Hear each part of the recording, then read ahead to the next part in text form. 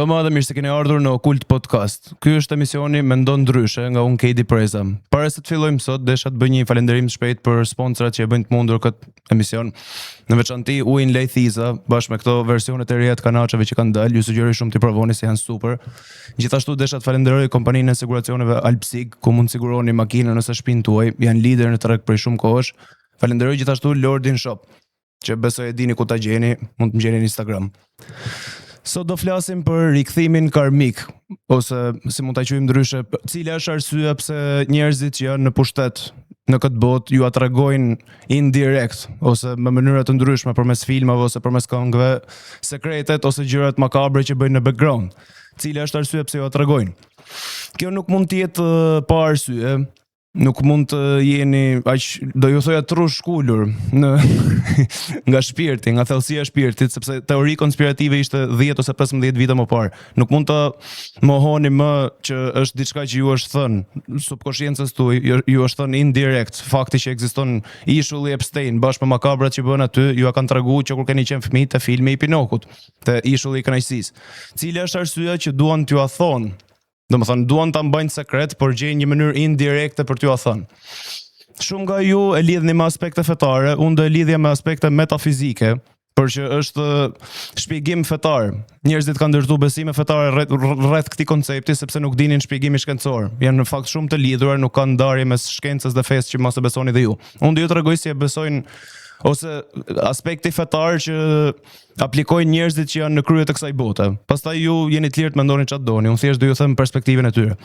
Në çdo libër fetar, mund të themi, qoftë edhe atë që beson ti personalisht që po e shef këtë video, aty flitet për konceptin e djallit dhe një kontratë në thonjza që bëhet me djallin, ku ai sigurohet që nëse një shembull ka ndërmend të t'i japë një mollë të helmuar, që ti ta hash dhe të helmohesh, ai sigurohet që të ta thotë që molla është e helmuar.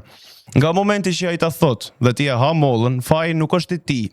Faji nuk është i djallit ose i shitësit. Thjesht shitësit djallin formë njerëzore që ta shiti këtë mollë të helmuar. Për sa kohë ai ta tha të vërtetën që molla është e helmuar, faji nuk është i tij. Faji nuk mbetet i tij. Faji është i joti, sepse ti e di që është e helmuar. Mbi këtë koncept janë ndërtuar shumë besime fetare. Mbi këtë koncept bazohet shkenca e sotme. Dhe le të zgjerohemi çik. Unë do ju thoja ose do e nisja me kontrata, nuk është vetëm e shkruar, nuk është si kontrata e punës që është një dokument që duhet firmos. Kontrata si koncept është shpik nga Zoti ose nga Krijuesi, është një ligj i natyrës, sepse gjithçka është kontratë. Marrëdhënia që keni me prindrit e juaj është kontratë. Ato supozohet ju ndihmojnë, le të themi, në vitet e para të jetës, do t'ju mësojnë gjëra dhe pastaj ju ndjeni brenda thellë në shpirtin tuaj sikur ja keni borxh dhe sikur duhet t'ja ktheni mbrapsht në momentin që ju rriteni. Dhe ata janë të pa aftë me siguru jetesën për vete. Kjo është diçka që e ndjeni thellë në shpirt, është një kontratë e pashkruar me prindrit. Në këtë mënyrë funksionon çdo marrëdhënie ndërnjerëzore, domethënë martesa me personin e zemrës është një kontratë e pashkruar. Është ligji i natyrës, domethënë mund të shihni një rast që ekziston një lloj peshku që rri, t'ju jap një shembull nga natyra, që është një lloj peshku që funksionon ose jeton si pastrues i peshkaqenëve dhe peshqve më të mëdhenj si balena. Këto peshkaqenët zën pisliqe, le ta themi shkurt, në trupin e tyre dhe pastaj ka ca peshq të vegjël që han këto pisliqet. Dhe peshkaqeni është problem duke mos i ngrënë këto peshqit e vegjël, megjithëse ushqehet me këto lloj peshqish të vegjël. Kjo është një kontratë. Është një kontratë e pashkruar mes peshkaqenit dhe peshkut të vogël, që unë do të ndihmoj ty dhe ti do të ndihmosh mua. Karma ose ligji i kanunit, le të themi, një sy për një sy. Është ligji i universit, është kontrata, është diçka, është ligji i universit, nuk është një krijim i shkruajtur nga njeriu. Njeriu ka imituar Zotin ose krijuesin në këtë aspekt. Gjithçka është kontratë. Dhe unë do ju thoja që kontrata e shkruar është krijim njerëzor dhe nuk është se si mënyra se si funksionon bota. Bota funksionon me kontrata të pashkruara, me rregullat e Zotit, ose të krijuesit, ose si më pëlqen ta quaj mua intuitës. Nëse intuita ju thotë që dikush është i rrezikshëm, ai rri afër, kjo është pyetja domethënë. Kjo funksionon me gjithë marrëdhëniet ndërnjerëzore. Nëse ti nuk i ke besë një njeriu, ti nuk i rri afër, sepse e di thellë në shpirt që nuk mund t'i besoj këtij njeriu. Por nëse do të bësh të njëjtën gjë për presidentin e shtetit ose për kryeministrin e shtetit, që ti e ndjen në shpirt që nuk mund t'i besoj këtij njeriu, sepse mund ta ndjesh ose mund ta dish pa prova që ka bë këtë, ty të duhet ta vërtetosh këtë gjë me kontrata ose me prova ose me video, me krijime njerëzore. Këto janë rregulla njerëzore, mënyra si funksionon shoqëria sotme. Bota nuk bazohet dhe nuk funksionon në rregulla njerëzore, por në rregullat e krijuesit. Bazohet në intuitën tuaj. Jo me kontratat e shkruar ligjore, domethënë. Bota perfekte supozohet të ekzistojë me një do thoja vetgjyqësi të pjesshme. Nuk mund të shohësh një padrejtësi që tu bë ose ju bë dikujt të afërt me ju dhe pastaj të flesh rahat natën. Kështu do e shpjegoja unë. Është diçka që e ndjen thellë në shpirt që duhet të bësh diçka kundër kësaj padrejtësie që u bë. Nëse ne kemi krijuar një sistem që gjithçka e presim nga policia, ky nuk është një sistem i drejtë. Ky është një sistem që do na futet të gjithëve, do na fusin të gjithëve. Duhet kërku e drejta, le të themi, duhet kërku. Jo, duhet kërku nga vetja, duhet të shku dhe duhet marr, jo ta presësh nga të tjerët, si për shembull policia, në një botë perfekte. Ne kemi ndërtuar botën që të jetë mos perfekt, të jetë jo perfekte.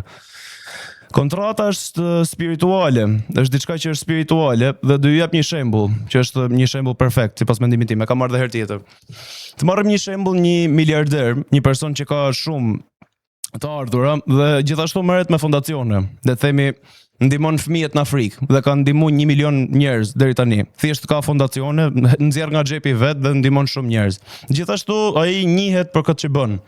Njihet gjithandej nëpër botë, njihet sidomos në Afrikë, domethënë që njerëzit që i ndihmon. Për shumë njerëz, le të themi për 1 milion njerëz që kanë ndihmuar, ky është ëngjëll. Është njeriu më i mirë në botë.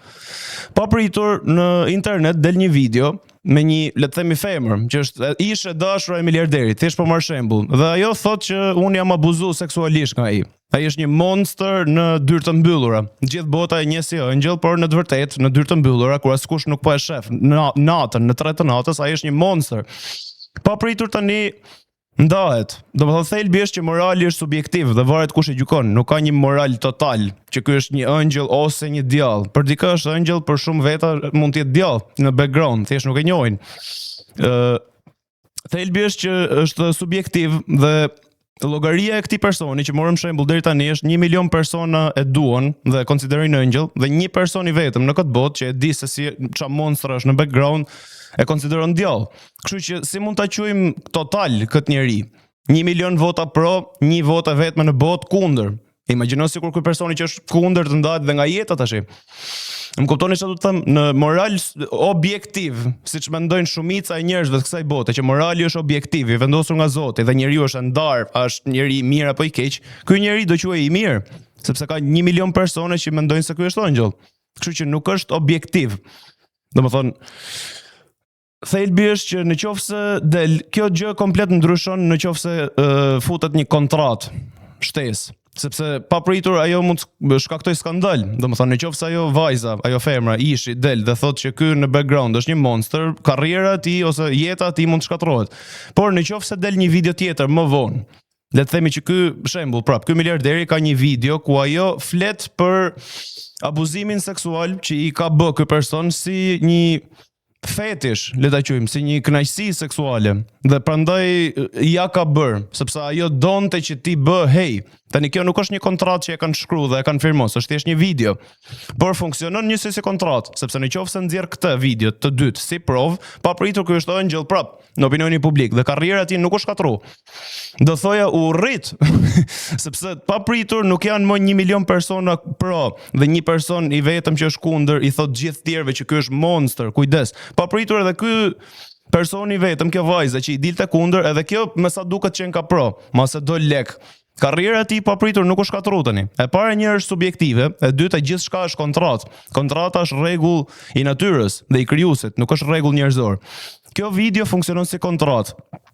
Dhe mendoni me këtë mënyrë, domethënë për kontratën e punës, që në çdo vend ku keni punu më përpara, keni firmos një kontratë pune që aty ka kështu non-disclosure agreement, nuk lejohet të flasësh me nusën në shtrat, në orën 3 natës për sekretet e kompanisë, domethënë sepse quhet e palishme, ka të drejtë me të pushuar nga puna, mase mund të të vëj gjop.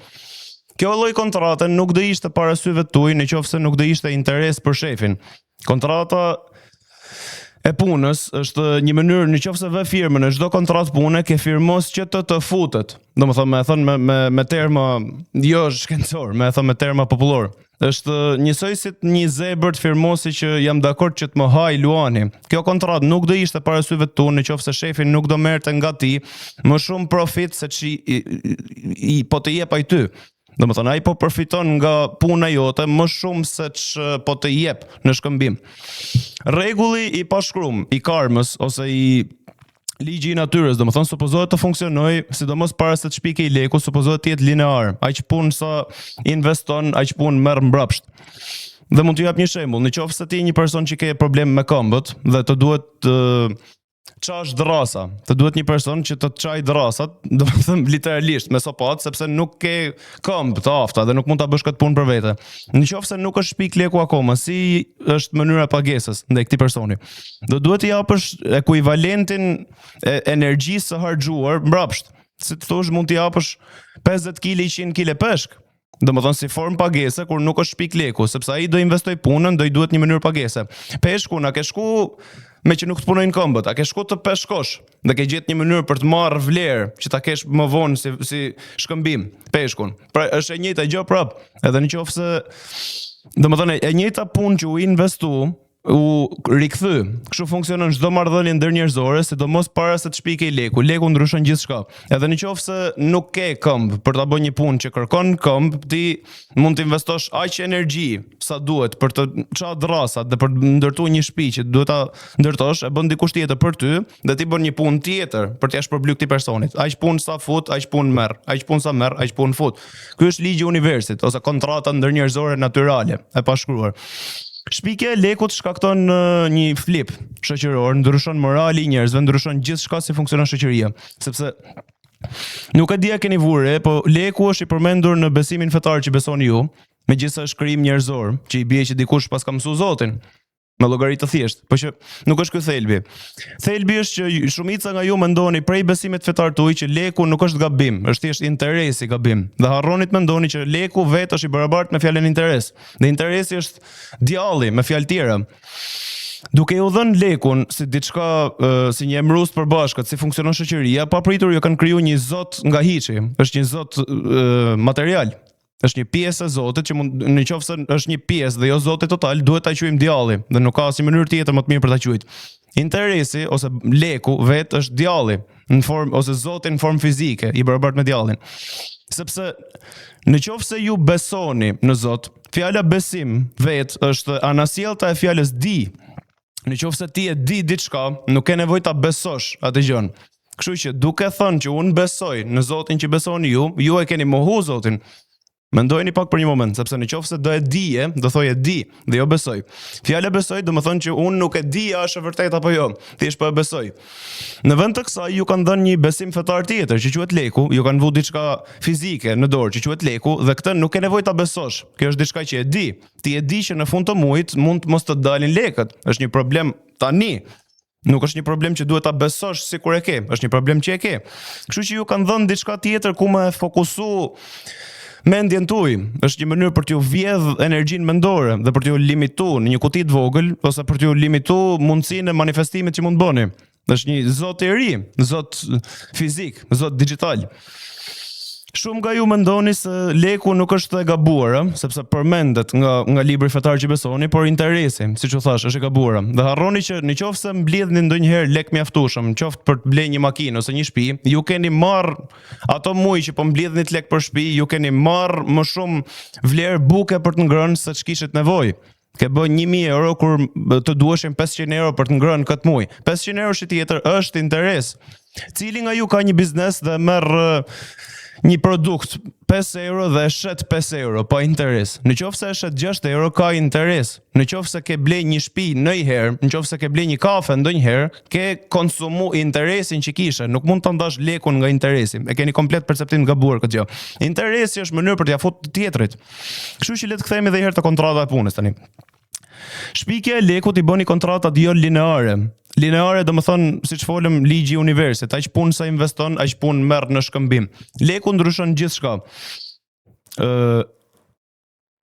interesi ose leku, le ta quajmë në përgjithësi, është një mënyrë, krijon mënyra të reja për të marrë punë të pamerituara. Para se të shpike, i vetmi interes që mund të kesh është nëse ke pula në shtëpi, edhe pulet të japin nga një vezë falas çdo ditë. Mbi fjalë. Kjo është interes, është një punë është një rezultat i pamerituar. Nuk bëre ti punë, e bëri pula punën, ose një lop që e ke në shtëpi dhe të lind një vit. Papritur nuk ke 5 lop, tani ke 6 lop, nuk do marrësh 5 kg qumësh në ditë, do marrësh 6. Ky është interes, është diçka që ti po e merr si rezultat, por nuk investove punë. Nuk e meritove këtë gjë. Ky është interesi. Interesi amplifikohet shumë me krijimin e lekut dhe ndryshoi gjithçka. Ju dha pushtetin dorë budallëve ose pushtetin dorë të paaftëve, le të themi, por që thjesht janë më të zgjuar dhe bindën njerëzit të aftë me punu për ta.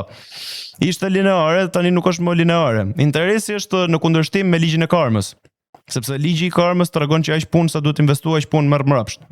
Karma është Zoti, ose ligji i shkruar i universit. Interesi ose leku vet kundërshton ligjet e Zotit ose ligjet e natyrës këtu.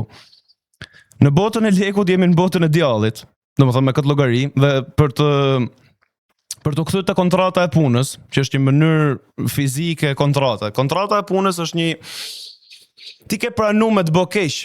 Çdo kush që merr një person në punë është duke i bë keq. Siç u thash, nuk mund ta kisha atë kontratën para syve dhe para vetes për ta firmos, nëse nuk do kishte interes shefi. Prandaj e ke atë, sepse shefi përfiton nga ti, shumë më tepër se ç'përfiton ti nga shefi. Kështu që duke firmos atë gjën, ti ke ra dakord me të bë keq. Kështu që nëse shefi jot ka një punëtor, ai ka bë një herë keq ndaj një personi, por ka një interes. Që ti bim shkurt me terma të thjesht. Një person që ka një punëtor, bën një keq dhe merr një interes, një punë të pamerituar. Punën e bën punëtori. Një person që ka 10 punëtor, bën 10 keq dhe merr 10 interes. Pra bësh njëri më i keq, por ka më tepër fitim monetar, sepse jetojmë në botën e djallit, shpërblet ai që është i keq, ai që është i lig. Kështu që mendoni për një grup njerëzish shumë vite më parë, le të themi 1000 vite më parë, që bën këtë llogari matematikore, që masi u futëm dhe u prezantuam në botën e lekut, në botën e djallit, në botën e anti-Zotit, dhe bën një llogari matematikore se si do marrim në punë gjithë botën. Ti kemi sklever gjithë botën. Do të kemi 8 milion punëtor që punojnë gjithë për ne dhe të bëjnë si i themi ne.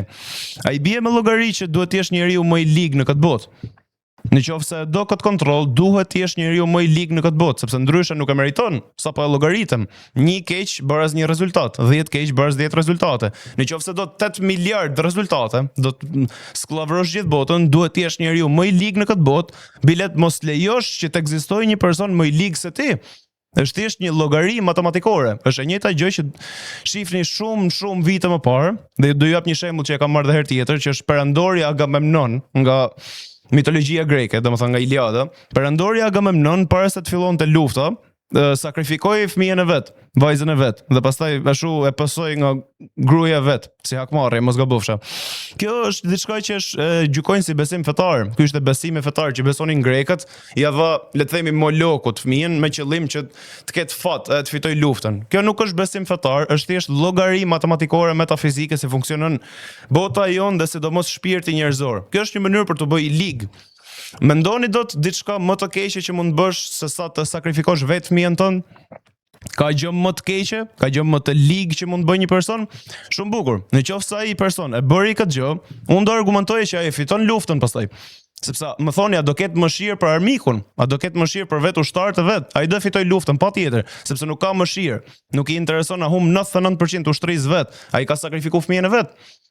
Nuk është besim fetar, nuk ka asnjë lloj Moloku, domethënë kjo është ajo që po mundom t'ju them, është thjesht një llogari matematikore. Nëse do pushtet në këtë botë monetare ose djallëzore ku jetojmë, duhet të jesh I lig, ndryshe nuk funksionon. Llogaria e kontrollit botës, thjesht një llogari matematikore. Ata morën kontrollin dhe vun rregulla hyrje, le të themi, siç e shohim në dosjet Epstein, se lind pyetja, nëse këto njerëz kanë kontroll në botës, pse duhet të të pranojnë ty për shkakun, që do të futesh në grupin e tyre të elitave, të kesh miliardë euro dhe ti. Pse duhet të të pranojnë? Do I duhet njerëz të ri, po duhet të ta meritosh. Duhet të shkosh aty, këto të sigurohen që ti je I lig, njësoj si ata, sepse ndryshe nuk e meriton pushtetin, sapo e llogaritëm, pushteti është I djallit në këtë botë monetare. Kështu që prandaj ekzistojnë ishulli Epstein. Prandaj ekzistojnë këto masakra ose makabre që i bëhen njerëzve më vulnerabël në këtë botë, që i bëhen fëmijëve, sepse këto njerëz për të vazhduar të marrin kontrollin duhet të bëjnë ligë, duhet të mblidhen bashkë në një formë rituali ose ditëlindje me njëri tjetrin në çdo festë të bëjnë ligë njësoj si normalisht, siç hati kekun ose tortën e ditëlindjes, këto bëjnë diçka shumë makabre të gjithë bashkë, sepse duan të sigurohen që e para njëri janë të gjithë të inkriminuar. Në qoftë se ke shokun kriminal, ai nuk do të raportojnë polici, sepse është kriminal për vete. Kjo është mënyra si e mban kontrollin e gjithë botës. Duhet të sigurohesh që gjithë ata që janë të përfshirë të bëjnë ligësi dhe ata bashkë me ty. Dhe në shkëmbim i jep famë, i jep lek. Ai bashkohet me grupin, shtyn narrativën e grupit, bëhet i lig bashkë me grupin, në shkëmbim i jep famë, i jep miliona fanca, i jep miliona euro. Dhe dalim në situatën e miliarderit që folim më përpara, që ishte abuzues seksual. Në qoftë se le të themi një këngëtar, Jay-Z, që ishte i përfshirë në dosit Epstein, në qoftë se ky person ka 1 milion fanca, ka 1 milion persone që paguajnë 50 euro secili me shku me dëgju koncertin e vet të regjistruar, ky person është bë idhull në vete. Domethënë, Kanye West është idhull. Në qoftë se besonin besime fetare, ju keni një vers aty që lexon mos beso idhuj, beso vetëm në Zot. Kanye West është idhull. Domethënë ju do shkoni atje kur të vi koncerti, do paguni 50 euro secili për të dëgjuar një koncert të regjistruar. Është thjesht një njerëz, njësoj si ju, ha nga sipër dhe nxjerr nga poshtë, njësoj si ju, mos harroni këtë gjë. Nuk është asgjë përveç se njerëz. Mendoni për energjinë që po i jepni këtij personi, bashkë me 50 euroshin që po i jepni. Fancat e tij, le të themi që ka bërë diçka makabre për ta merituar vendin ku është aty, ka qenë në ishullin Epstein. Jemi në të njëjtën situatë me miliarderin që folëm në fillim të emisionit. Ky person ka 1 milion ose masi 1 miliard persona që mendojnë se ky është angjëll dhe e kanë idhull dhe është një person i vetëm, fëmia që vujtit e ishulli Epstein, që ky mendon se ky person në background, në dyrë të mbyllur është monster, është njeriu më i keq dhe më i lig që ka ekzistuar ndonjëherë. Por askush nga këta 1 miliard fancat nuk e di të vërtetën. Po nëse ai fëmia ndahet dhe nga jeta, tani nuk është askush më që e di të vërtetën përveç se ti thellë shpirti jot e di të vërtetën. Domethënë, kjo do thoja unë kancelohet, gjithashtu, kancelohet nga dy gjëra. E para një është suporti që merr nga fancat e tu, që të trajtojnë si idhuj dhe energjia që të japin kur del në atë skenë. E para kancelohet, të bëjnë të harrosh fajntat, dhe e dyta është problemi që merr.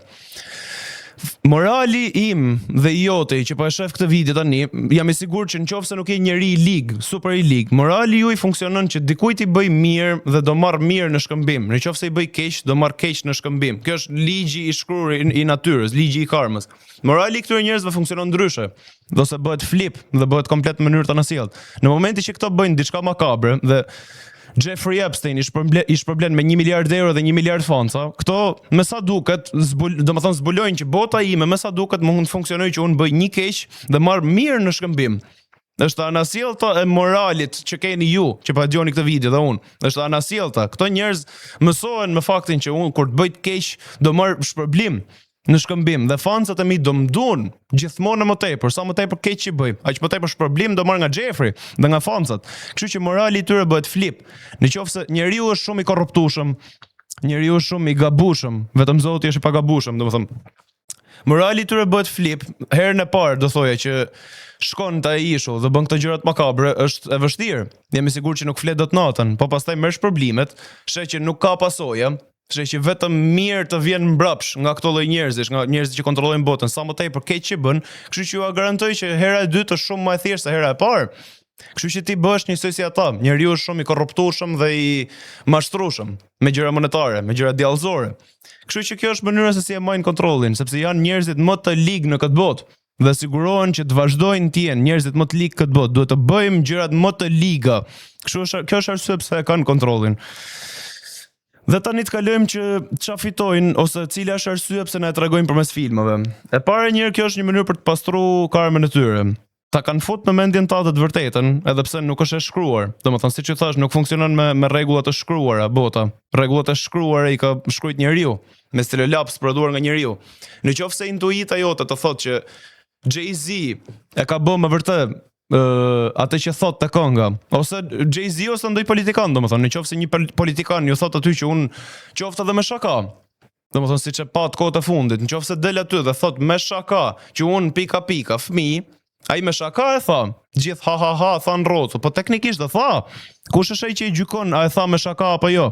Ka që është ai që duhet t'ju them, domethënë, kush e gjykon? Njerëzit Rotu që po qeshin? Për sa kohë ai e ka thonë këtë gjë, qoftë edhe me shaka, intuita jote të tregon që ka diçka që nuk shkon. Ç'ishte kjo që tha?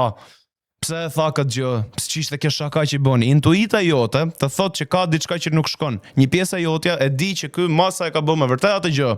Por nuk ke dokumenta të shkruame, nuk ke prova ligjore, që nuk janë mënyra si funksionon bota ose si duhet funksionojë bota. Funksionon me rregulla të pashkruara, rregullat e Zotit, rregullat e intuitës tate. Ne thjesht i injorojmë këto, sepse jemi mashtru. Në qoftë se vazhdon dhe i ke idhuj këto njerëz, mbasi ta kanë tregu. Atëherë ti literalisht ke firmos kontratën që këto njerëz të vazhdojnë të bëjnë gjërat e këqija që bëjnë. Në qoftë se ai e thot që unë pika kam bërë diçka shumë të keqe me fëmijë dhe ti vazhdon paguon koncertin ose vazhdon e ndjek në luftën që kërkon të nisi si presidenti Trump ose vazhdon dhe voton për të, ti ke shkruajt kontratën ose ke firmos kontratën që ky person është i lejuar të vazhdojë të bëjë keq dhe unë do vazhdoj të jap shpërblimin tim, do vazhdoj ta trajtoj si idhuj. Në qoftë se mbështesni, faji është juaj. Është njësoj si kur personi ju ka thënë indirekt që molla është e helmuar. Njësoj si presidenti Trump doli PDF me dokumenta nga Departamenti i Drejtësisë amerikane. Është një mënyrë për t'ju thënë që molla është e helmuar. Do shkonin në luftë me Iranin për mollën e helmuar? Po, faji është i popullit, nuk është i këtyre njerëzve. Domethënë sigurisht që faji është i këtyre njerëzve për makabrat që bëjnë, por që faji është shumë më i madh i popullatës gjërë që bim prej këtij mashtrimi dhe nuk besojnë intuitën e tyre dhe nuk e ndalojnë këtë njerëj. Duke vazhdu, duke e mbështet dhe duke e trajtuar si idhuj, ne i kemi dhënë leje që këto të vazhdojnë dhe ta bëjnë atë gjë. Kjo është mënyra si funksionon. Faji është i tyre i joni dhe jo i tyre që i lejojmë, domethënë është thjesht një llogari matematikore. Ligësi në kohën e sotme bëhet pushtet. Është mënyra si mahet kontrolli i botës. Nuk ka asnjë lloj feje, është thjesht matematikë dhe metafizikë e botës ku jetojmë. Duke ju treguar te filmat ose te këngët e tyre, pastrojnë karmën, domethënë.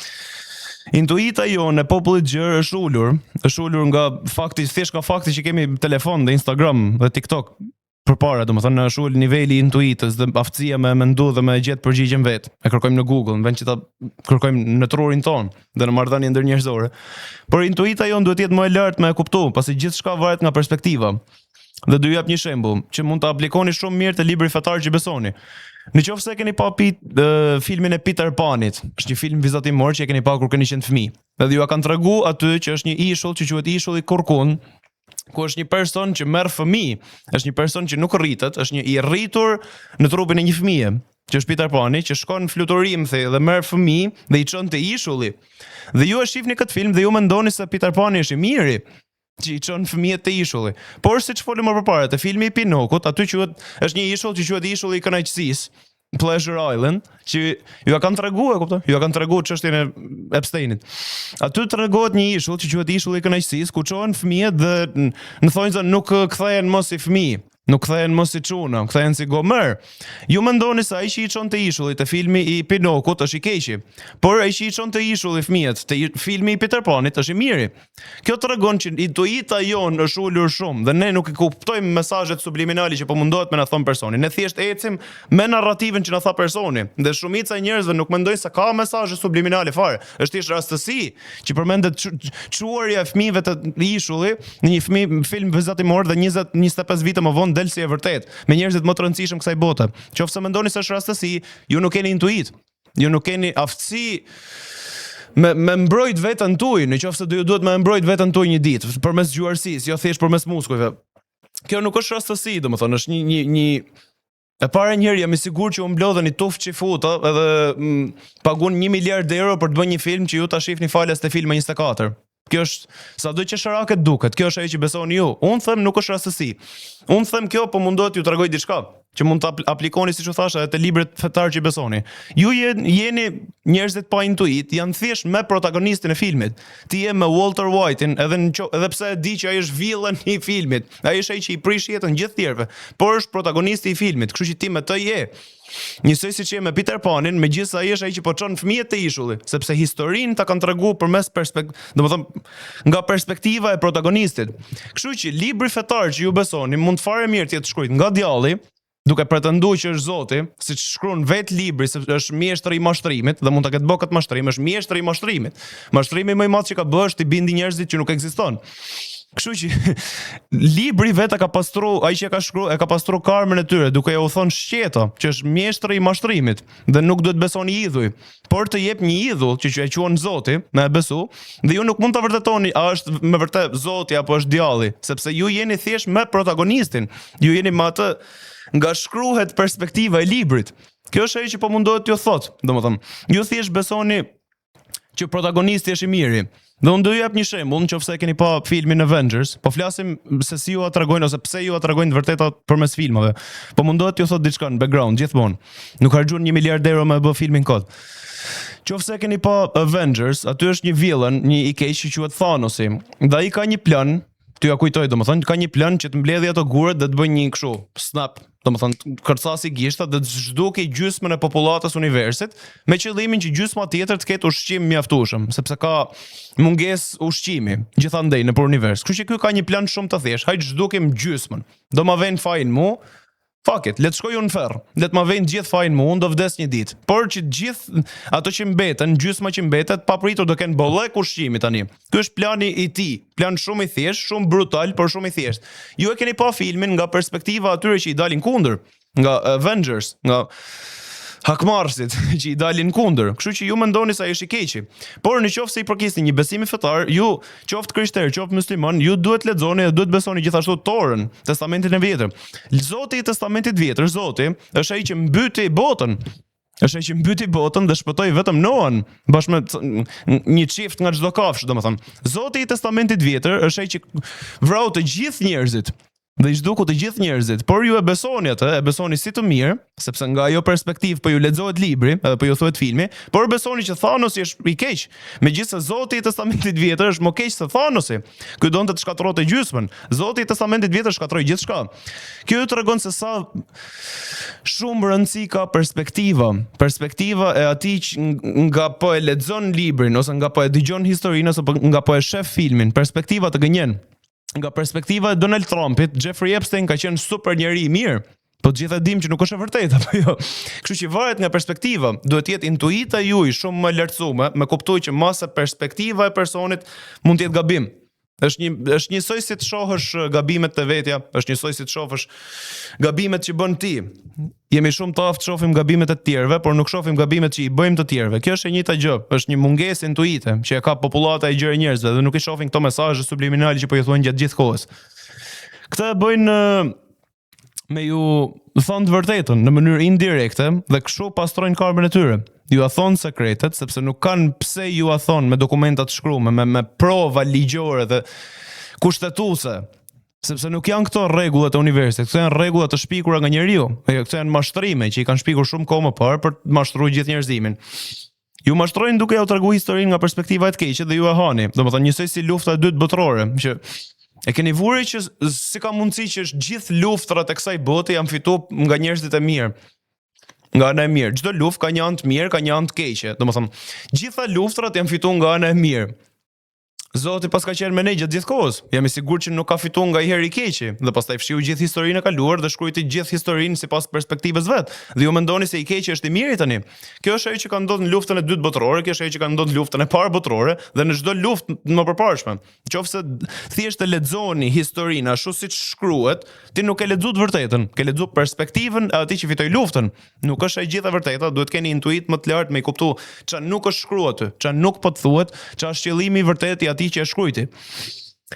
Këto mesazhe subliminale, domethënë arsyeja pse ju a thonë në filma, siç u thash, është një mënyrë për të dhënë mollën e helmuar, por duke ta thënë që është e helmuar. Vazhdoj, suportoj tani. Nëse ke pa këngëtarin ta të preferuar duke thënë diçka makabre që mund të ketë bëj, qoftë edhe një herë në karrierën e tij dhe ti vazhdon shkon në koncertin e tij ose vazhdon shef filmat e tij, ti ke shkruajtur kontratën që je dakord që ky person të vazhdojë të bëjë keq, dhe të marrë mirë në shkëmbim, ndërkohë që ti vet duhet të bësh mirë, të parësh mirë shkëmbim. Edhe sa herë që bën keq njerëzit ta kthejnë në keq. Ky që ka i veçantë me sa duket.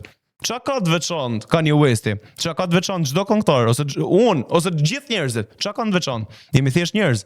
Nuk jemi asgjë përveç se njerëz. Duhet keni kujdes nga besimi i idhujve, sepse jepni vlerë të pameritueshme. Kjo është arsye pse i paguajnë nga 7 milionë euro futbollistat. Nuk ka asnjë punë këtë botë, domethënë kirurgu më i mirë i kësaj bote nuk paguhet 7 milionë euro në vit. Kjo është arsye, është thjesht bota është cirku ose Koloseu i Romës lashtë. Është thjesht cirku, është një mënyrë me bota funksionon të dikur me, le të themi, mbreti, drejtuesit që janë nën mbretin dhe pastaj vinë profesionet e rëndësishme, si thosh doktori ose generali i luftës, dhe pastaj inxhinierët, dhe pastaj farktarët, në fund fare ishte klouni ose palaçi i mbretit, ai që nuk bën asgjë, është një mashkull që nuk ka trup me punu, nuk ka një punë konkrete, thjesht merret me shaka, me bë me qesh popullin dhe mbretin. Ky ishte loloje, palaçi i mbretit ishte në fund të shoqërisë. Dikush vendosi dhe për ju dhe për mua, e vendosi në emër të gjithëve që do ta marrim palaçon, ta vëm mu poshtë mbretit, duhet të jetë mbreti, dhe pastaj palaçi, dikush që nuk i shton asnjë vlerë shoqërisë, do paguhet 6 milionë euro thjesht për të luajtur futboll, por doktori që ja rregullon këmbën, kur i thyet këmba në futboll, do paguhet 6.000 euro. Kjo është bota që po jetojmë. Bota është thjesht cirku i kohës Romës lashtë, edhe asgjë më tepër. Kjo është bota në cilën jetojmë tash. Ju kanë dhënë idhuj me besu, megjithëse janë thjesht njerëz. Këto sigurohen, këto lloj mesazhe subliminale sigurohen që t'ju afusin mendje që fëmijë, kur e keni trurin të pa formuar akoma, ku nuk i dini gjërat akoma. Do ju jap sa shembuj. Domethënë jam i sigurt që keni pa filma vizatimor kur keni qenë fëmijë, por atëherë keni pa me mendje fëmijë. Ju sugjeroj të gjithëve të shihni edhe një herë nga fillimi, sepse mas e jeni të rritur tani, mas e keni intuitën më të lartë dhe mas e do e kuptoni çfarë ju kanë thënë në të vërtetë, që kjo nuk ishte thjesht një histori për fëmijë, një shpikje dikujt me mendime të mira. Totalisht nuk ishte dikush i përfshirë në dosjet Epstein për vete. Siç u thash, mendoni me vërtet se kanë harxuar miliona, miliarda euro me i bë këto filma që ti thjesht i shohësh falës, te filma 24? E besoni vërtet këtë gjë? Keni parasysh filmin Barbardhës me Shat Xhuxha, është historia e bukur e asaj gocës vogël që ishte nën mosh dhe shkon arratiset nga familja vet, domethënë ose nga njerëka, le ta themi. Arratiset nga familja dhe shkon te shtëpia ku jetonin 7 burra. Dhe aventura edhe ardhmja e saj e gjen dashurinë dhe të ardhmen e saj larg familjes, larg vendit ku u rrit, megjithëse është e vogël. Keni parasysh filmin e Bambit, që është ai kaprolli që humb mamin, humb familjen dhe pastaj e gjen historinë dhe të ardhmen e tij, domethënë aventurën dhe të ardhmen e tij larg familjes, larg mamit. Keni parasysh filmi i Dumbës, që është ai elefanti me veshët e mëdha, që në fillim të filmit humb mamin dhe aventurën dhe të mirat gjërat e bukura në këtë botë i gjen larg mamit dhe pastaj thjesht gjen mamin si normalisht në fund. Keni parasysh Liza në botën e çuditërave që largohet nga mami në fillim të filmit dhe pastaj ha kështu këpurdha psychedelic dhe fillon të shef halucinacione gjëra të tilla. Ato këpurdhat janë këpurdha psychedelic. Mendoni për mendjen e një fëmijë 5 vjeç që nuk e di rreziqet e këpurdhave helmuse dhe thjesht shef atë film e shkon i ha.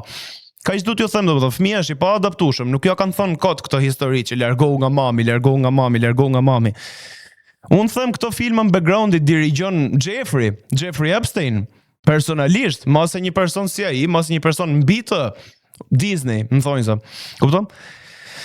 Të Peter Pani, siç u thash, është një person që është i rritur, por nuk është rrit me trup, është një rritur me trupin e një fëmijë, që është do thoja ëndrat personale të Jeffrey Epstein. Te filmi vizatimor e bukur edhe bisha, keni pa një gocë të vogël që rrëmbehet ose merret peng dhe vihet në burg të një bishe, të kashtjella e një bishe, dhe në fund ajo bin dashuri me bishën. Ëndrat e Jeffrey Epstein. Kuptoni cili është mesazhi, domethënë kur keni qenë fëmijë nuk i keni kuptuar këto, thjesht keni pa një histori të bukur, domethënë një person, një gocë e vogël që largohet nga babi, shkon te bisha dhe në fund bien dashuri me bishën. Kjo është ajo që ndodh në jetën reale? Ka që i sjellshëm është bisha në jetën reale? Apo është thjesht një mënyrë për të afut mendje që bisha është i sjellshëm? Shkon në strofullën e bishës, Jeffrey Epstein në klapa, sepse asgjë e keqe nuk do ndodhi aty. Aventura dhe ardhmja jote dhe qefi në këtë jetë është larg mamit. Këto mesazhe po i jepen fëmijëve. Si shembull të fundit që kam gjetë është libri, ai filmi Monsters Inc.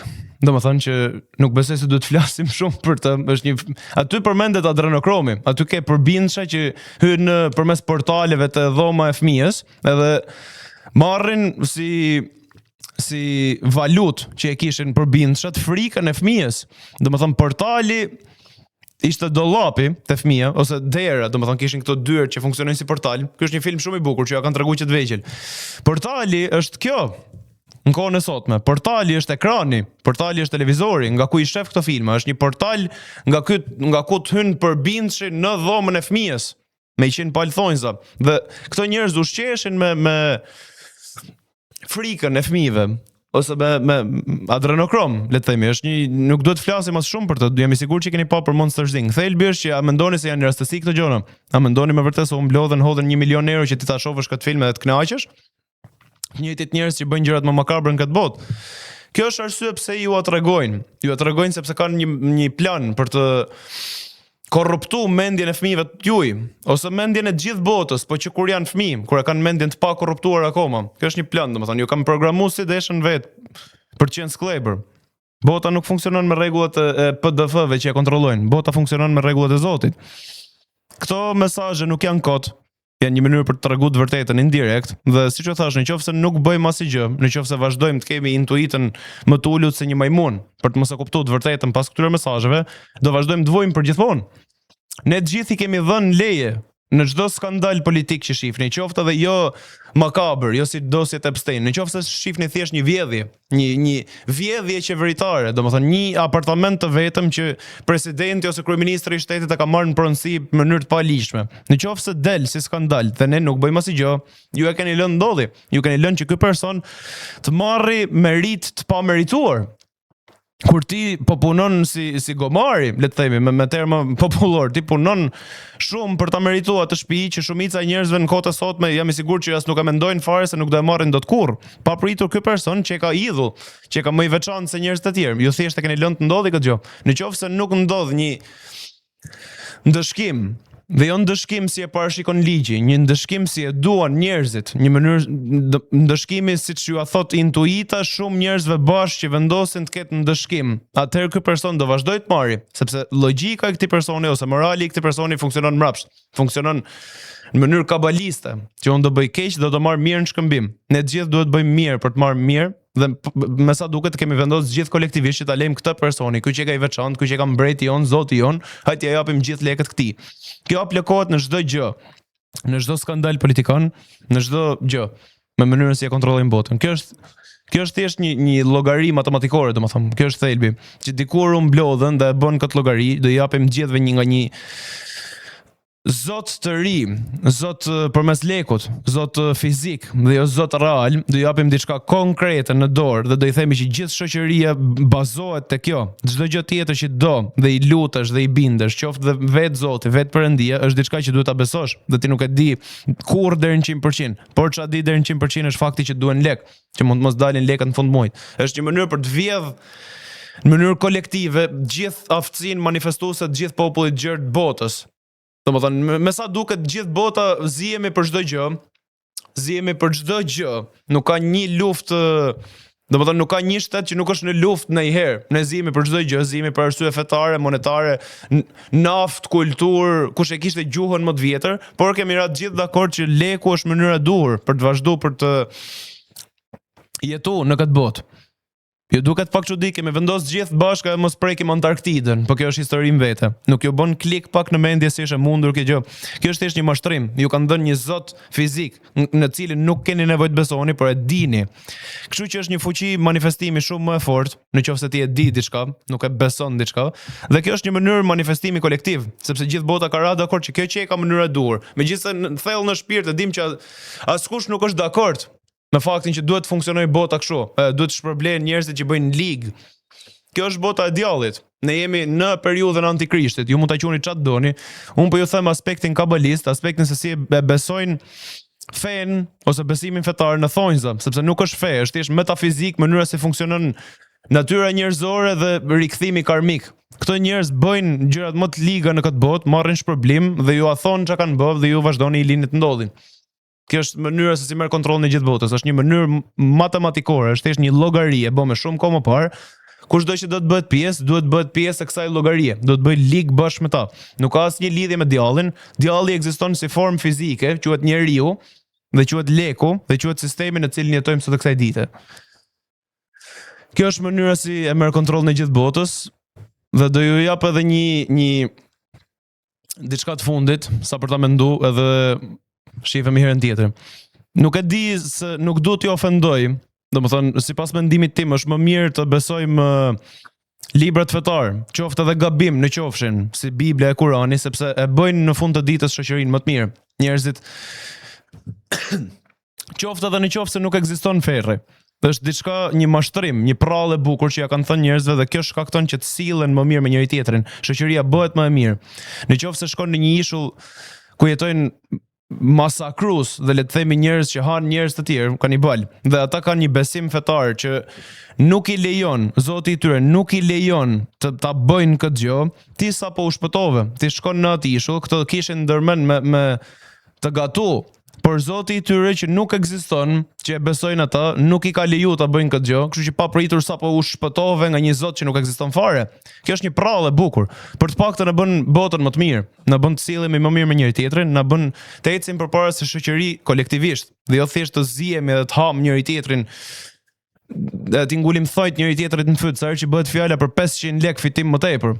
Kjo është mënyra si e ka ndërtu, domethënë. Ajo që desha t'ju them unë është që nëse shihni historinë e sklevrëve, le të themi 150 vite më parë në Amerikë, nuk lejoheshin të shkruanin dhe të lexonin, nuk lejohet të mësonin ose të lexonin asgjë tjetër përveç Biblës. Dhe diçka e ngjashme ka ndodhur në Afrikë me librin e Kuranit. Sklavrit nuk lejoheshin të bënin asgjë, të shkruanin, të mësonin jo, pas të lexonin asnjë libër tjetër përveç librave fetar. Kjo është një diçka që ja dhën sklevrëve. Shpresoj t'ju bëj të mendoj, nuk do t'ju bëj nuk do t'ju ofendoj besimin që besoni, unë thjesht po ju them perspektivën dhe besimin që kanë njerëzit që e kontrollojnë botën dhe që kontrollojnë besimin tuaj gjithashtu. Kaq kisha më thënë. Shpresoj ta kuptoni ku kam thelbin. Bashkë shihemi herën tjetër.